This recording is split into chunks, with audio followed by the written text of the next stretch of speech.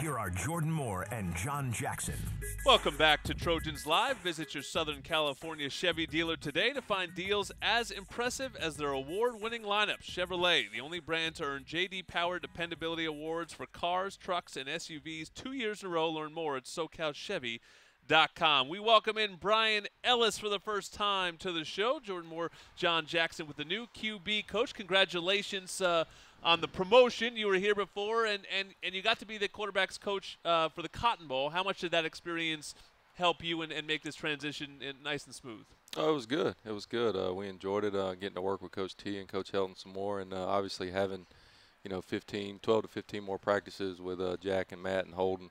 I think as a group we kind of gelled together, and I'm not sure the game showed that, but as far as us as a quarterback core, I think we're growing and learning, and we'll continue to do that through spring ball. Yeah, well, they gave you a new job, they gave you a promotion, but they didn't make it easy, right? You got to have new quarterbacks, and you got new faces, and that you have to in the room that you have to get ready.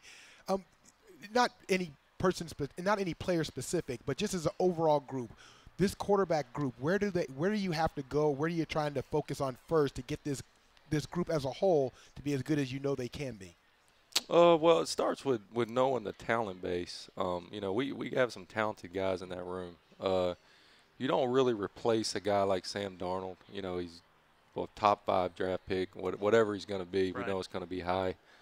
What we try to teach those guys is manage the offense. There's so many little things that go into just playing quarterback, and getting each play started is not as easy as it looks. And from the cadence to the motions to knowing where guys are supposed to be, who's supposed to be on and off the ball, getting them to understand those little things and doing it in stressful situations, environments that really aren't conducive all the time to thinking, and making practice as hard as we can on them and forcing them to do it in those situations, so when we do get to game day finally, they can get those jobs done.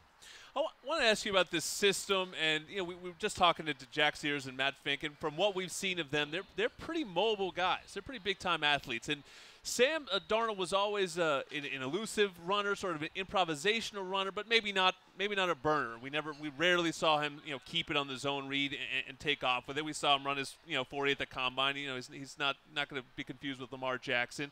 I'm just curious, in this system, how much do you value mobility now that when you guys look at quarterbacks, and will we see maybe more potential running whoever gets the job out of that spot? Well, I think it's our job as coaches is we have to figure out whoever ends up winning the job what they do best. The great thing about our system is we're very multiple. We can kind of do whatever we want as far as we have the ability to do it. You didn't get a lot of called runs with Sam because you knew he was going to create his own runs. Yep. And you never want to get your starting quarterback hit 20 times a game. Right. So he was going to create his own hits. And so you didn't really call him as much. And now having Jack and Matt and Holden and letting those guys compete, you're going to see some more. We're going to figure out through spring ball. We have, I guess, 39 practices left because we used one today before the first game. We're going to figure out what those guys do best. And whatever that is, that's what we'll go in game one doing. And having those guys being able to run a little bit obviously makes it a lot easier as a coach because – we don't have to be perfect with every play call. Something doesn't go the way we wanted it to go, they can get you out of trouble. And it's so much easier on Coach T when it's 2nd and 8 where they got a 2-yard gain versus 2nd and 12 or 2nd and 13 and you got sacked. Yeah. So having that ability, obviously, when we're looking at recruiting, those are things that if you can, find a guy that can do both, that's what you want. We're always going to start with a thrower. Mm-hmm. But if you can find a guy that's really good at both, then, obviously that's what you want. And how much because these guys have been around, so it's not like they don't know the offense. They've been in the meetings and all that type of stuff. But how much do you anticipate, if at all, will the offense change to suit, the particular quarterback, whichever one it is that wins the competition, or should we expect to see a lot of things that were similar to last year when Sam was quarterback? No, I think it'll change a good bit. We never want to stay stagnant. We're always continuing to build. I preach to them all the time that as long as they're the quarterback at SC and I'm the quarterback's coach, I'm going to force them to learn every day. We're constantly installing. and to be honest, it's not always to run those plays. It's so your players are always learning something. They're always being forced and being taught something to where when the time comes during, say it's week 6 and you're having to go play Cal and they do something different that you haven't seen, you teach them something. Well, it's just another day to them. It's just another, oh, well, coach gave us 4 new plays today. Well, this is nothing. Usually it's 12. So, right. There's strategies in all those things. There's strategies in teaching and learning. And when we're doing that, we're always trying, we're always going to, I guess, sink our system into what the quarterback does well. As we talk about this quarterback competition, obviously the big name that's not here is JT Daniels. We talked about him on signing day, Gatorade National Player of the Year. It's become sort of common practice that the quarterbacks that have come in to see, at least lately, I guess Sam Darnold maybe was the exception, have come a semester early. Right. Now he's coming a whole year early, which means he's not coming a semester early because he can't be here for spring football because he has to do a whole year extra of high school in this semester. How do you get him up to speed in obviously a limited number of time that he is able to join this competition and compete with these guys who have more experience with him? Well, every quarterback that we recruit and that I'm involved recruiting in, I always promise them the opportunity to be the quarterback. They'll never get more than that. He'll have every opportunity to be our quarterback, just as the guys that are already here in our room have that opportunity.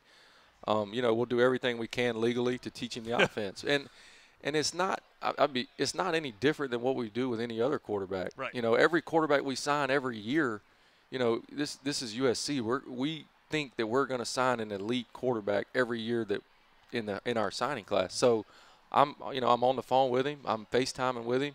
He's coming up. We're meeting. Everything that we can legally do, we're going to do. And he's going to be up to speed. And when fall camp and well, I guess June when he gets here, when, the PRPs and stuff start during the summer, he'll jump right in there. And then once fall camp starts, we'll see where everybody's at. Have you guys determined the roles that will be played during the game? Like, are you going to be down on the field, up in the box, and what is that going to look like? Has there been any talk of that yet, or we're still too early? Yeah, we've had early discussions on it. The one thing is I think Coach T and I work really well together. We've had a year together. It starts with we have a great relationship off the field, doing all those things. Right now we're both up in the box together. And to be quite honest, me personally, I don't have a ton of experience up in the box. Learning, being able to do that this past year, I really enjoyed it. What it does is it takes the emotion out of the game. I've always been down on the field, and I've always gotten to look my guys right in their eyes, right when they came off the field, being able to talk to them, being able to, when things go good, calming them down and telling them everything, keep playing hard, keep doing what you're doing. And when things aren't going well, to be able to, sit down, hush, let's go, this is what we're doing, quit pouting, get over it, let's go play ball. So, being up in the box, it just kind of takes the emotion out of the game, allows you to think a little more, to be a little calmer. And I like both. We will continue to have more discussions. Obviously, that's not set in stone yet. And at the end of the day, Coach T and Coach Helton will tell me what they want. But, they'll allow me to express my opinion. Yeah, the part that I missed when I broadcast is the calmness in the box. I don't have that down yet. Up top. Yeah, I yell either way. Is not your forte. I yell either way. This is the first time maybe a lot of USC fans are getting to see you, getting to hear from you. Just let people know a little bit your background. You balled a little bit back in the day at UAB. You put up some numbers. Sounds like the injuries were an issue. I had a really good time. I tell you, man. I play with a lot of great teammates. Growing up, any of our recruits that are listening, they'll hear this because they hear this story a lot. I take a lot of pride in this game. My dad's a high school coach. I tell them all the time, every meal I've ever eaten was put on my table because of the game of football. So it's a special game to me. My dad just retired this past year after 37 years. So, I've been involved in it for a long time. Got to go play at UAB. Had one offer coming out of high school. Made the choice easy. It's a little different. It's a little different than these guys that come to USC. You showed up. There was one hat on the table, and you said, "I think I'll take this one." Everybody knew where I was going. My dad, my first 3, and just to tell you a quick background story, my dad was a coach at a private school. I had 100 people in the whole high school, 24 people on the football team.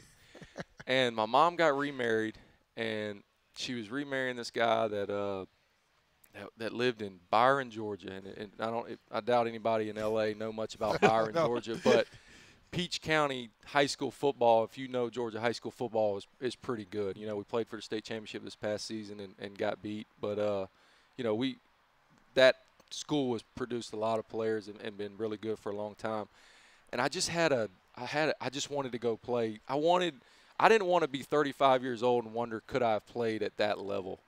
So I'll be honest, I didn't even tell my dad. I snuck off one day with my mom. We went and met with the high school coach at Peach County.